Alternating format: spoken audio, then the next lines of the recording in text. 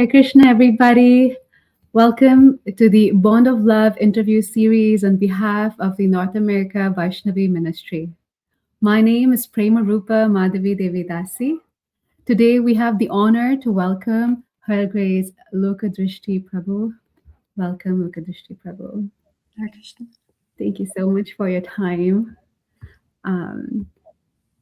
In 1971, Her Grace Lokadrsti Prabhu began a vegetarian living in Northern Ontario, Canada.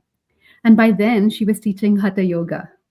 At 19 years of age, she left her hometown, went overseas, was expecting a baby, got married, stepped into a Hare Krishna temple for the very first time, and on the auspicious day of Radhastami in Toronto, ended up moving into the temple and finally met Srila Prabhupada at the Bhaktivedanta Manor. And all this didn't occur over a decade, but in the span of 1 year. She has one daughter, Sri Gandhari, and a son, Namacharya, both born in Toronto and raised in the temple environment all their childhood and later teens. Lokadrsti Prabhu now resides in Vrindaban with her husband, Vyasasan Das, and grandson. Of her many services, if we could list a few, it would include serving Srimate Tulasi Devi and trying to assist others in learning to care for her. Flower arranging, decorating the altar, and Srila Prabhupada's Vyasasan for special festive days. Some of her other services include childcare, which she's extremely passionate about and was one of the pioneers in our movement. She had nursery service, ashram service. She was an academic teacher. She encouraged others to teach. She also did sewing, cooking, book distribution, fundraising, secretary, treasurer, deity service, you name it, she's done it. But now as old age creeps, she serves as a receptionist at New Vrindavan Palace Lodge. This, she believes, allows her to meet people and introduce them to Krishna consciousness and Srila Prabhupada's books. We're so fortunate to have you here today. Hare Krishna. Prabhu, I was wondering, thank you so much, first of all, for contributing to this wonderful book, A Bond of Love. Is there anything you'd like to share that you learned from other Vaishnavi stories in this book? Okay. Okay, I learned that we're all so different in many ways, but we have our common denominator, that is love for Srila Prabhupada, and our hopes in learning how to love Krishna. Thank you. That was like so crisp and so to the point. You hit the nail the right place. Srila Prabhupada, like throughout your description of your realization in the book, the common thing that kept coming up is Srila Prabhupada, Srila Prabhupada, Srila Prabhupada. So any favorite memory of Srila Prabhupada that you'd love to share? Yeah, I mean, there's always, it's hard to say favorite because every, moment that you do have that time was special, so hard to say what was favorite. And each moment had its own special meaning. But I would say when I met Srila Prabhupada in 1973 at Bhaktivedanta Manor, because I really at that point did not know. I had not read Prabhupada's books, actually. I did try reading Easy Journey to Other Planets, and I couldn't get past the first page. I couldn't figure out what the difference between material and anti-material was. I'm like, what is anti-material? Never heard of that statement before. That's how far I was from understanding Krishna consciousness, and or Prabhupada's way of presenting things. So I thought it was way over my head. And the person who I was with at the time was very, very much into Prabhupada. And he'd read Prabhupada's Gita 3 times, and he'd ordered the Bhagavatams, which was up to 3rd Canto Part 1. And we were actually traveling with the books. And when we had gone to Toronto and Radhastami, we did meet some devotees that were from England. And they lived close to where the person I was with at the time, his parents lived. So they sent us on a Sankirtan mission. They gave us the Bhagavad Gita and wedding pictures of their wedding, and to deliver this Bhagavad Gita to the devotees' parents' house. I didn't even read Bhagavad Gita. I'm distributing Bhagavad Gita now. Anyway, but they told us, go to Bhaktivedanta Manor. George Harrison just purchased it. And maybe he'll be there, you know. For me, it didn't matter. I mean, going to England was a big thing. But person I was with, because he'd been reading, he was so into the philosophy, and he was excited. So we arrived in Heathrow, took a train to Watford, and took a taxi to the manor. And then we met a devotee in the driveway, and she goes, "Oh, you're so fortunate. Our spiritual master just arrived." So Srila Prabhupada had just arrived. And so the person I was with, he was running around trying to find Prabhupada, wanting to meet him. Anyway, the next morning, where Prabhupada walks up the steps out of the temple room, he was standing at the bottom of the steps, and I can't remember. There's a lot of blanks in the mind of the time.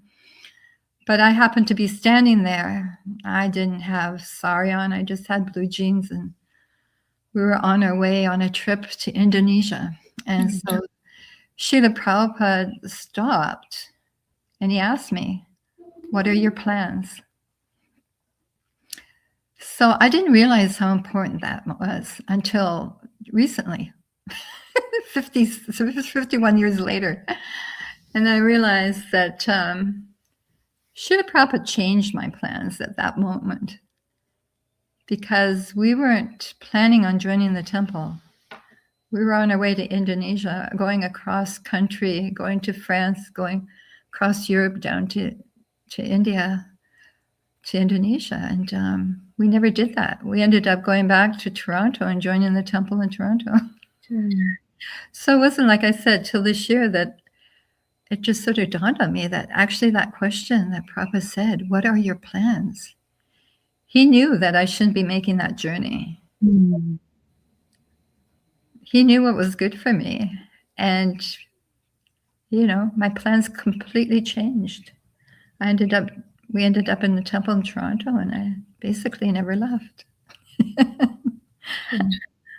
So I don't know if that answers it. No, for sure. No, that's amazing. And this goes to show the importance and power of Guru. I just remember of a quick pastime that my dad also had. We wanted to move to Canada, Toronto. And when he shared that with his Guru Maharaj, he just asked him why. And just there, my dad dropped all the plans, and we stayed where we are, and it's been good for us. So the Guru knows. Yeah. Thank you for sharing. Yeah. If I may, what did you feel when you were with Srila Prabhupada in his presence? Well, like at that moment, I hadn't read Prabhupada's words. I really didn't know. I had been teaching Hatha Yoga, and people had gurus. Well, I had 5 other teachers. I mean, Hatha Yoga was not a known thing really at that time. It was very new. But there was 5 other teachers, and they all had gurus. And I said, well, you know, of different, like Buddhists, I am this, that, whatever. And I'd say, you know, what do you need a guru for? You know, and I asked this one girl, and she gave these answers that were ridiculously silly. And I just thought, well, you don't need someone to tell you what to do. That's just common sense, you know? So I had no interest that I needed a guru. I really didn't think I was looking for a guru. But deep down in my heart, I obviously was searching for Krishna. I always believed in God, and I obviously wanted to know more. So coming in contact with Srila Prabhupada, I really didn't see him as someone special at that first meeting. And then after that, I had so many regrets because I was so close to him. And I was like, I wish I knew more at that moment, because after that, it was always kind of distant, you know? There was just a lot of awe and reverence. We couldn't get really close. We weren't those earlier devotees that got so close and had that really close association. In America at the time, it was the men were around Prabhupada and they would stop the women from getting close. I mean, it was, you know, there'd be morning walks. Would they ask us to go on morning walks? You didn't even know that were happening. You know what I mean? And I had a child, so that was also another thing. But I did get to do, though. I got to do special things. I got to make charnamrita. And someone told me the story of how someone in LA or somewhere put salt in the charnamrita, and Prabhupada was really upset when he took the charnamrita. So I was in Toronto Temple. If anyone's been in Avenue Road, there's a big balcony. And I felt like I was cooking for Prabhupada. This charnamrita, I knew Prabhupada was going to taste it. And after they told me about the salt, I thought, oh no, I hope I make it right. Because we would make the charnamrita with yogurt and that in the bathing water and everything. And I, you know, it was so childish of me in one sense, but I was on the balcony and I was peeking over the railing as Prabhupada took the charnamrita and watching his reaction to see if he was going to accept it or not. And I remember that was a big thing. And there was in Chicago, I got second initiation in Chicago, and Srila Prabhupada, the servants asked if we could make it was a temple president, Winnipeg temple. I was part of Winnipeg temple, and the temple president was there and asked if we'd make this book bag for Srila Prabhupada. He'd asked the servant, what does Srila Prabhupada need? And the servant said, Prabhupada needs a new book bag. So we made this book bag and made it. It was like reversible. One side was saffron, and the other side was beige. And what I did, I knew how to embroider. That was like one of my first services for the deities, was embroidering them an outfit. And so I embroidered in block letters, Srila Prabhupada on the flap and Srila Prabhupada on the other side, reversed. Mm-hmm. And I didn't get to go to the darshan because I had a child and they wouldn't let me go. In case the child caused disturbance. She was a good baby. But they just didn't even give me the chance. But anyway, it got presented to Prabhupada. And Prabhupada's comment was, this is very personable. Very cool. So, you know, the fact that I embroidered his name. And I didn't put AC by, I put Srila Prabhupada. But, you know, also there was a time in Toronto where Prabhupada was, he came to Toronto. This was in George Street before we had Avenue Road Temple. And Srila Prabhupada, they arranged the penthouse for him to stay in a hotel. And Srila Prabhupada didn't want to stay there. He wanted to stay with the devotees. But we were in a house. We were in this house with like 50 devotees crammed in it. But around the corner, they had gotten these little studio apartments, one room with a little kitchenette and bathroom. So householders could stay in there. So on one side of the building, there was like 2 or 3 householders that gave up their rooms for Srila Prabhupada and then the servants and so on. And I was on the opposite side of the building. And I asked the temple president, am I going to have to move? And he said no. So I invited 2 other visiting devotees who had children. And the small child, I think the one lady had a 6-month-old baby. The other one had a 2-year-old and she was pregnant. And I had a 1.5-year-old child, something around those ages. And I said, oh, you can stay with me. You know, there's enough room on the floor. In those days, we slept on the floor in sleeping bags, no beds. So as long as you had your sleeping bag, there was room on the floor. Then the temple president came and said, oh, we need your apartment. Because they had given the editor and this other devotee, this other brahmachari that was traveling with Srila Prabhupada at the time, a room above Prabhupada's. This girl lived there, and it had no windows. It just had a skylight. And it's Toronto. It can get really hot and humid in the summer. Mm. And they didn't want to stay there. So he made us move there and put the brahmachari and the other devotee in my apartment. So the 3 women with the 3 kids and the pregnant lady, end up in the room. We had to put a big box fan in the doorway. And, they're children. There was obviously going to be noise. They probably cried, this, that. And Prabhupada was directly under us. Every time Prabhupada opened the door for whatever he was going to do, go see the servant or whatever he was going to do, we would all run to the railings of the hallway and watch him. Like it was some novelty, right? And so Prabhupada's there. We all run and look over the railings, Prabhupada never complained. He never complained once. He never said, oh, keep those children quiet, or what are they doing? He never, and I always thought that was amazing. So in one sense, I was sort of upset that they were making us move. In another sense, it was a blessing because we got to see Prabhupada all the time. There's little things like that, I mean, you don't realize how fortunate you are, how close you are, I see a picture and I'm in that picture and Prabhupada's looking at my daughter as I'm holding her, and how close is that? You don't realize, how lucky we were really at the time that it was all happening. As years went on and now this movement has grown and the potency of Prabhupada and so much more has come out, people's memories and stories, that they have of Prabhupada and putting so much personality to him that, those little moments were so precious, and you really didn't even realize how precious. How fortunate were we at that time? Didn't really, I know my husband at that time got to wash Prabhupada's feet, and he came up to me and he took his hands and he rubbed them all over my head. I'm like, you get these little blessings and you don't know why,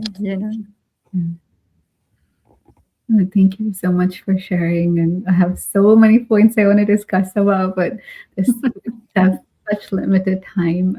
I think it's a good segue to ask, how did you observe Srila Prabhupada adjust to time, place, and circumstances? You kind of already touched that, but in light of devotees, dealing with devotees and potential devotees. Okay, so I did write some little bit of things to remind me of these things. So on that note, dealings with devotees and non-devotees, Srila Prabhupada saw us all as spirit souls. He didn't distinguish. He didn't distinguish between the men and the women. How many stories did you hear about the women where the men were distinguishing? Prabhupada didn't. He gave us all the opportunity because he didn't see the body. He saw us as spirit souls. And then Krishna is within the heart of us all. I'm sure the Prabhupada is talking directly to Krishna. So Krishna, you can't hide from Krishna. He's there. So if he's telling Prabhupada, hey, this person's that, this person's thinking that, or he's telling Prabhupada. So Prabhupada knows exactly where we're at. Right? Some people say Prabhupada reads your mind. I don't see it as that. I see Krishna's in our heart, and Prabhupada was talking directly to Krishna. And so that's why Prabhupada knew each and every one of us as individuals. And it's like, how did he know that? How did he know that? I know one devotee, and she wanted a particular name, and she said, Prabhupada gave her that name, because Krishna knew, The Paramatma, Yeah. Thank you for sharing that. If I may ask, what about Srila Prabhupada convinced you? Like you were saying, right? Like many people had gurus, and you were questioning, that's so silly. Like, why do you really need a guru? It's common sense. But what about Srila Prabhupada convinced you that you should dedicate your life to him? Like even now, after all these years. Yeah.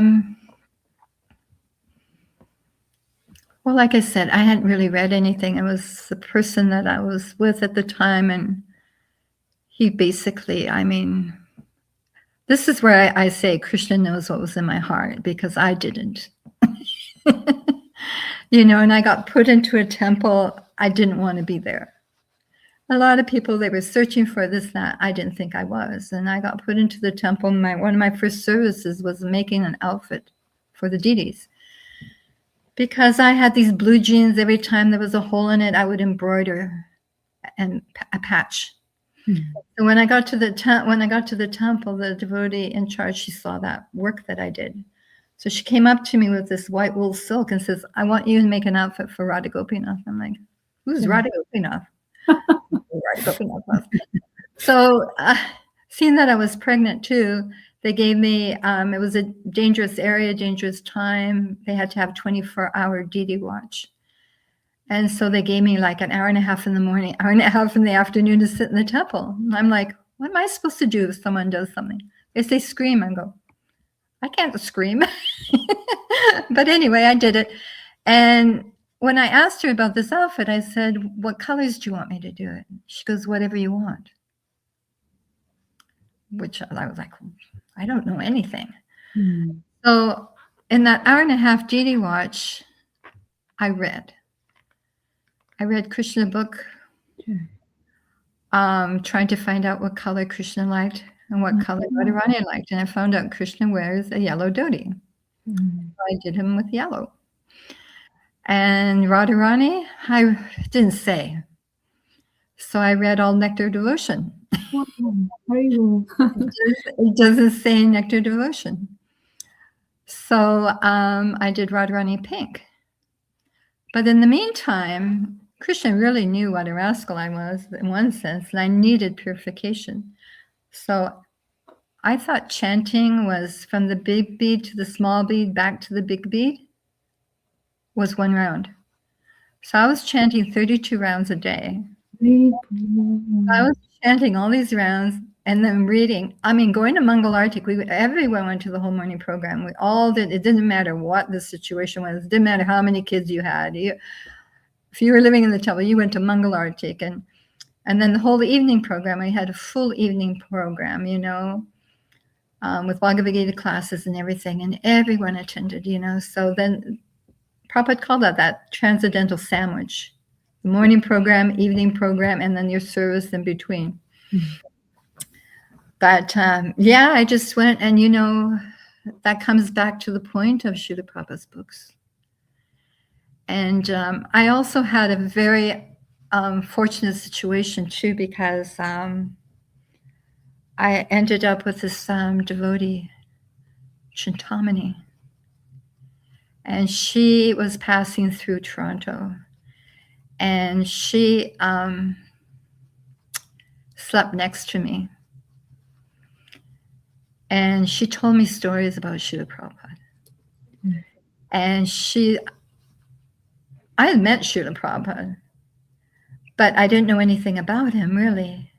And she had all these personal stories that made him a person, made him real. And she definitely helped me at that time, for sure. And understanding Prabhupada and just through service through the years. And I don't know, I am definitely a Srila Prabhupada loyalist. I do not read any other books except Srila Prabhupada's.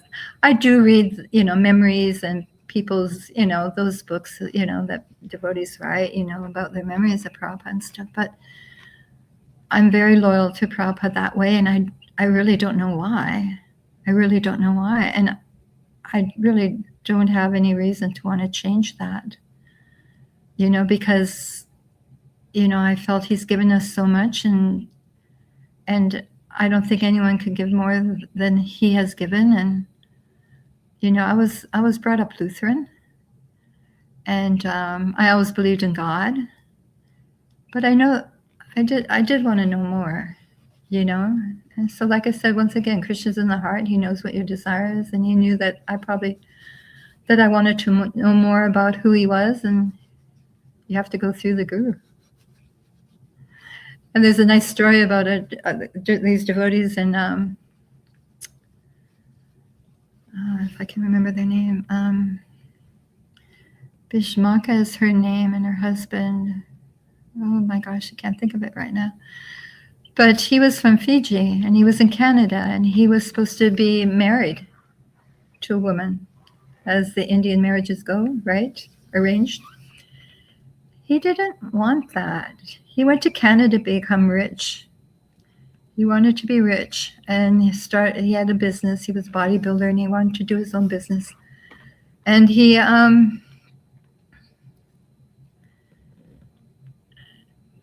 went to Canada. He found out he couldn't find anyone that was, that would suit him, And he kept thinking of this girl that he was betrothed to in Fiji. And strangely enough, his vision of her was her circumambulating Tulsi Devi.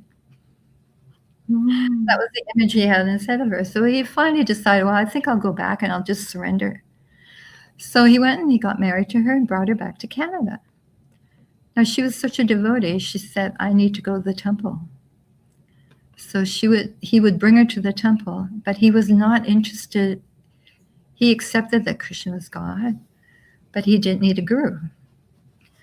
And one day, no matter who talked to him, it didn't matter. And then one day he told me he had a dream. And in the dream, Krishna was standing there. And he went out to reach for Krishna, and he couldn't touch him. There was like glass. Mm-hmm. Visually could see him, but he couldn't touch him. And upon awakening, he had the realization that he needed the guru. He needed that guru to connect to Krishna. And he became a very good devotee. Mm-hmm. Yeah. So, in fact, I think he became temple president in Vrindaban for a while. His wife got to cook Srila Prabhupada's last meal that Prabhupada ate, because Prabhupada asked for Gujarati cooking. And she was Gujarati, so she cooked his last meal for him. I'm just trying to think what his name was. Her name was Bhishmaka. But he's passed away now too, though. But yeah, it's I didn't know. I wasn't looking for a guru. A lot of people say they're looking for a guru. I wasn't, but Krishna knew in my heart I was. I just didn't know what a guru really was, and that, what the guru represented. I was brought up as Jesus Christ being the guru.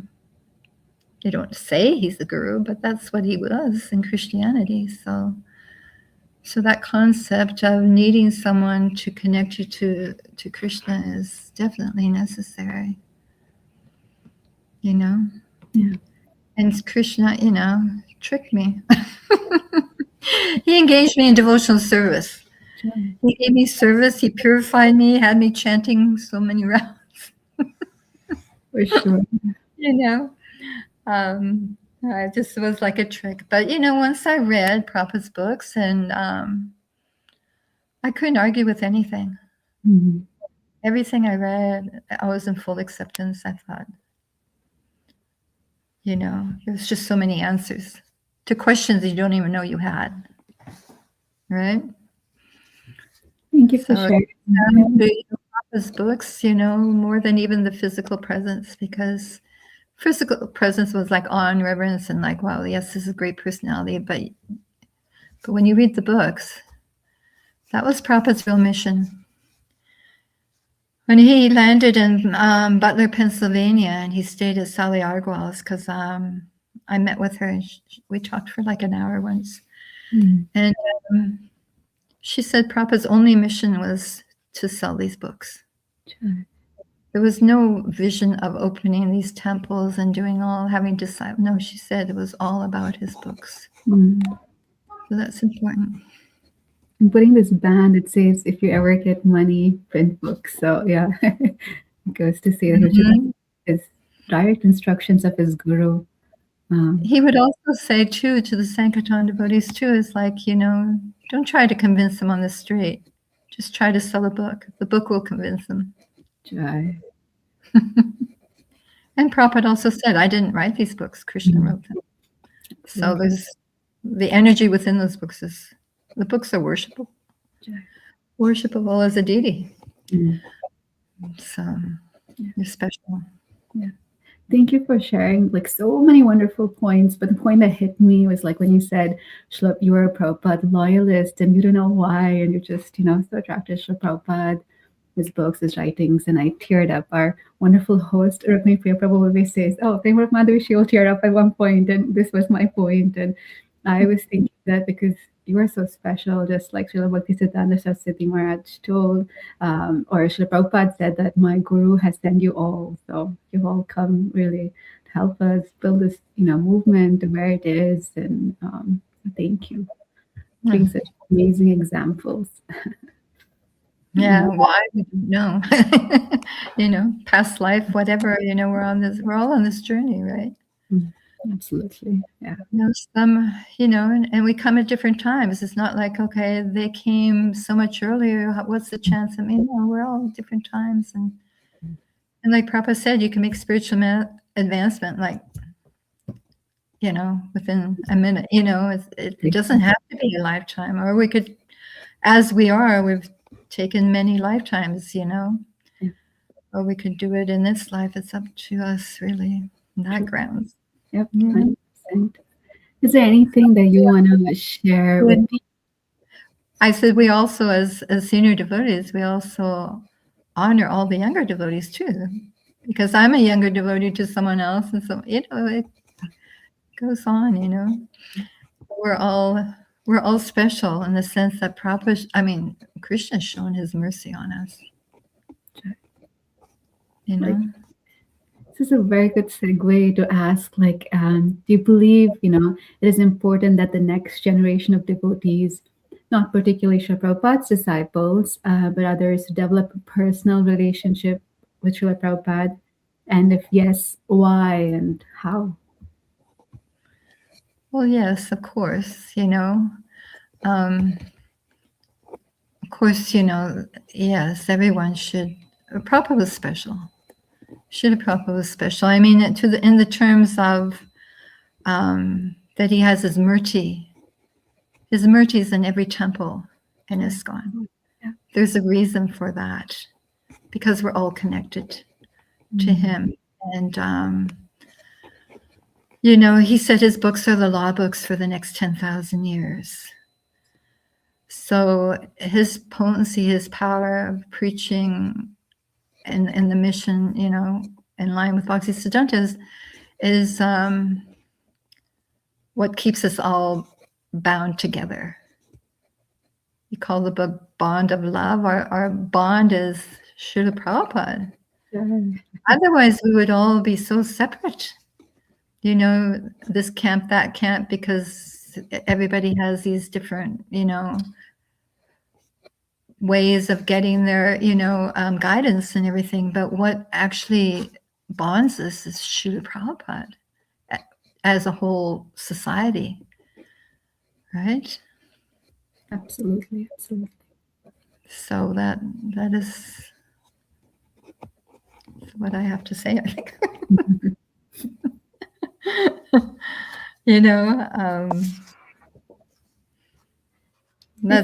There's nothing more to say about the importance of that, And I think everyone does feel that way too. I mean, I can't speak for the younger generation, but there's no reason. Like I said, most of us, there was devotees who never saw Prabhupada. One example was when I went to England, I saw Srila Prabhupada, and I came back to Canada, and the devotees were like all excited. They go, "Oh, you saw Srila Prabhupada?" And like, here I am knowing nothing about him. I'm like, yeah, I saw him. And then I'm looking at them, and they're all going to Mangalarti, chanting 16 rounds, doing service, they're like totally dedicated their whole lives, nonstop, 24 hours a day, to this process. And I'm like, you haven't met him? Because that was kind of a surprise for me, because there was the conception that you have to meet your guru to accept him. And how did they meet him? They met him through the GBC, who would come and tell them about Prabhupada, that would meet with Prabhupada. They met him through reading Prabhupada's books. And even in those earlier days, some of them didn't even have books, No, who's this Swamiji, the potency of Prabhupada is very strong for everyone there. And my connection, I think, is I've had many dreams of Srila Prabhupada. And some of those dreams are very more intimate association than when he was physically present. So Prabhupada can come to anyone, which it's been proven he does.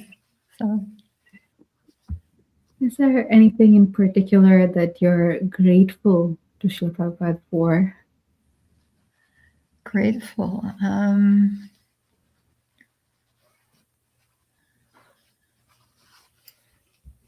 Well, obviously, grateful for giving us the, how would you say, the teachings of the procedure as how to obtain love of God, right? Grateful for him sacrificing so much, coming at the age of 70 and performing so much austerity and being so compassionate and loving and tolerant. I mean, when you think of what he had to deal with, what culture he came from in that life, and how he did it and how he tolerated it is almost unbelievable. You see that movie where he's sitting in the park and he's chanting under the Tompkins Square Park, this cartels, and you've got these people dancing and not knowing anything, and he's just sitting there so sober, But at the same time, he knew the potency of the Maha Mantra. And he was so compassionate to share that, in Lord Chaitanya's mercy in this age that we're in. That, I don't know how to finish that off. Oh, that's perfect. Thank you. Lord Chaitanya doesn't come in every Kali Yuga, and he's come in this Yuga, and we're so fortunate. And Prabhupada's representative to, give us these instructions and to help us, Like, why are we here in Kali Yuga? Right. We complain, oh, this isn't right, or that's not right, or this is on the world is going this way, or what are we doing here?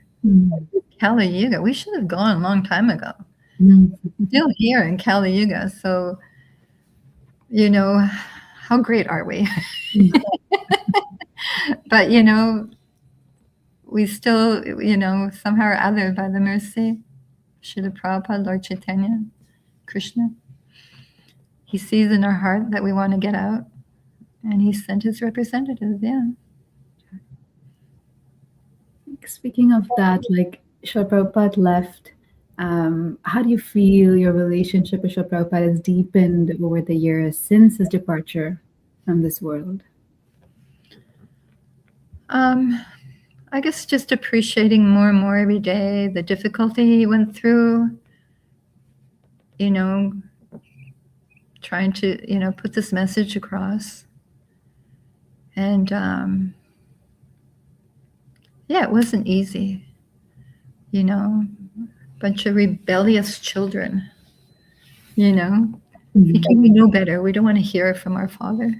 We know, right? Constantly rebelling and changing things and causing havoc. And, it's growing. There was a lot of misinformation given to us at times, unfortunately. And that's why he said, everything's in my books. You don't just take a little section. You have to read all the books to get the whole picture. It's a big puzzle. And when all the pieces are put together, you see the whole picture. You can't just pull one piece out and say, oh, this is the picture. No, you have to put it all together. And I can't remember what the question was. Since his departure, like, how has your bond strengthened and so forth? Yeah. Well, I think I think I did write down something that.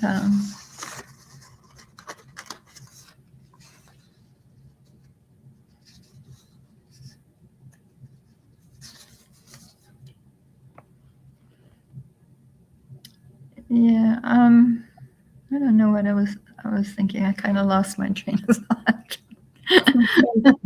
You touched upon that several times, right? Like his books, and he said, and then we believe that books are the basis, though, and yeah, so he's still here with us. Yeah, we don't Books, we yes. don't really feel his departure. Yeah.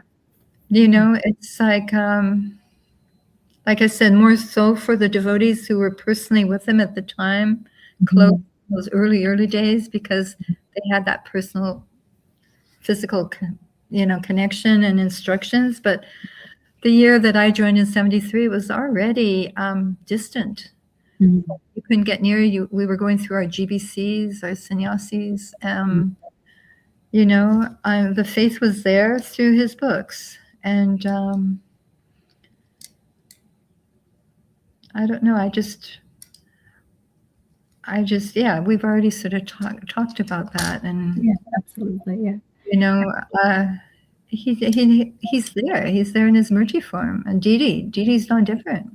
Yes. Prabhupada said the deities are non different than like Krishna himself. The deity of Srila Prabhupada installed temple is non different than Srila Prabhupada. So he is approachable to anyone.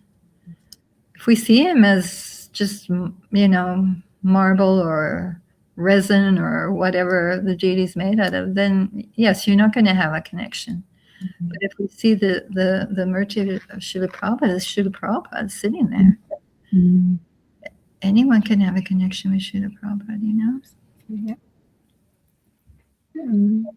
I love your realization in the book. It's so raw, so to the point. You're not like afraid to share your, feelings about whatever you went through and your realizations. And very beautifully, you brought several of these points up during this wonderful interview. I wish we could, go on and on. I have one question, like just reading. This is like one of my like highlights, like where you mentioned that at the Bhaktivedanta Manor, you noticed that Srila Prabhupada is sitting on a Vyasasan, and you were like, that's such an ugly seat. If they love their guru so much, how can they offer him such an ugly seat? And then years later, you heard that on seeing that Vyasasan, Srila Prabhupada said, oh, are you expecting Lord Shiva? I was wondering, like, I didn't get what Srila Prabhupada meant by that. Like, can you share your purport to his sentence there? Okay, yeah. So once again, that was in '73. I hadn't read the books, and there's a lot to the story, but I won't get into all that. So I ended up, it was greeting of the deities, and the deities were just installed, and I remember facing the deities, but I don't remember seeing them. That's how much I was connecting to Krishna. I mean, Krishna's been really kind to me, really. And but then I went over and, I remember looking at the Vyasasan, and the women, anyone who's been to the manor, the women stand on one side, the men on the other. It was reverse. The women stood by the side door at that time. And I remember looking at Srila Prabhupada. I didn't find fault with him, thank God. I didn't criticize him. There was no need. That didn't enter me. But when I saw the seat that he was on, I don't know why. It's like the weirdest thing, because I don't know why. When I think back on it, like, why was I thinking like that? And I saw it, and it was just, I saw, if they love their guru so much, why are they offering him such an ugly seat? And the design of the Vyasasan, I found out later, was very pointed, and all these points on it. And I heard that Shamasundar wanted to make it like the House of Commons, like the seats in the House of Commons. And I guess he thought that was really grand, and it would suit Prabhupada. And so what they had done, outside, if I have the story right, outside Srila Prabhupada's quarters in England, there's a landing, and there used to be a fireplace on that landing, and they dismantled all the oak trimming to build this Vyasasan. And anyway, sort of, we left England. We went to Toronto, joined the temple in Toronto. And then when I found out, more about Prabhupada and this and that, I knew that stayed in my mind. It was like, why did I think like that? How offensive was I to think like that? That's not proper, what was wrong with me, kind of thing. And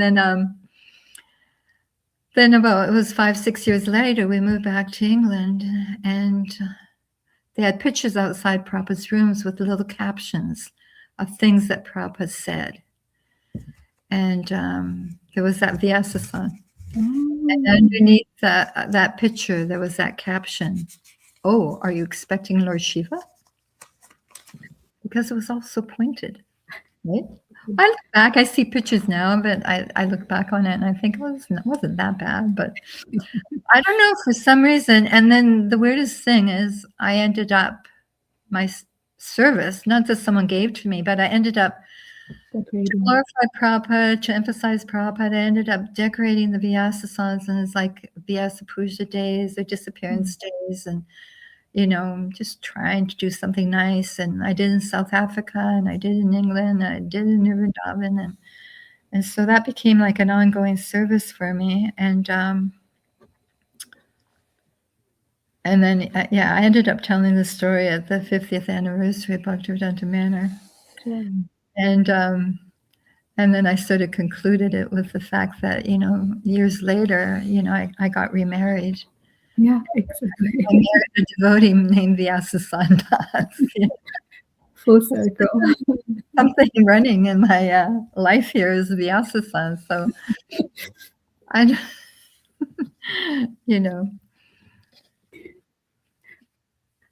And it's a very nice story. Maybe I'll share this story too, because it's a nice story. And my husband hates me for telling this story, or for getting asked. For me, I always tell him, tell your story. And he goes, no, I don't want to tell my story. Because his name is Vyasasan Das.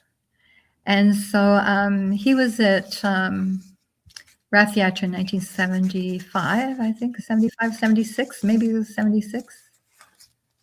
76, the Rath Yatra, that Jayananda pulled the Rath Yatra cart and Srila Prabhupada was there. And he was a very enthusiastic bhakta, in his 20s. And he ran to the front of the stage. Prabhupada walked on the stage, and he ran to the front, and he had his arms on the stage, and he was looking at Prabhupada. And Prabhupada's looking around. There was nowhere for him to sit.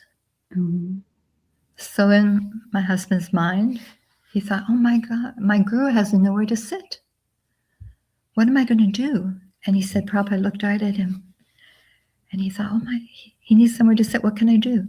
So in his mind, it's just a matter of seconds. What went through his mind was, I have to jump on the stage and offer my back.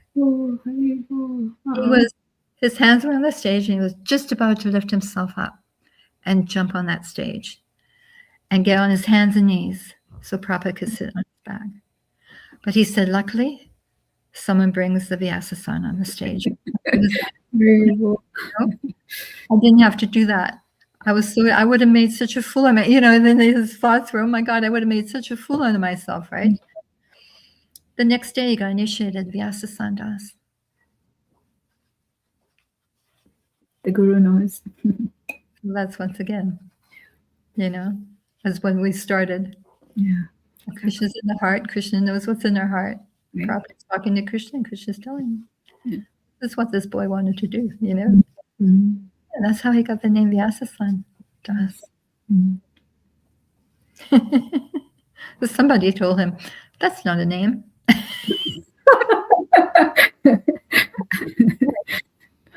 Joy. Thank you so much, Lokadrsti Prabhu. I wish we can just go on and on and on. But thank you, first of all, for contributing to this wonderful book, A Bond of Love, for glorifying the heading of this book. Like, the bond is actually Srila Prabhupada. It's, keeping all of us together, not just his wonderful daughters, but now, like, the next generations and everyone who's actually hearing this wonderful interview series that the North American Vaishnavi Ministry is organizing. Thank you so much for your time. I don't see any questions per se, but then many people are saying thank you to you both on Facebook and everywhere that we're live. Also, it's a great opportunity for all our viewers to please go to Amazon, buy this wonderful book, and relish. There are more such wonderful realizations by the wonderful daughters of Srila Prabhupada. Once again, Lokadrsti Prabhu, Hare Krishna. Thank you so much. Well, Jai. it's an honor to be able to do a little service, and I know I'm not that great at speaking and everything, but I hope I help somebody along the way. You helped me. Hare Krishna. Yeah.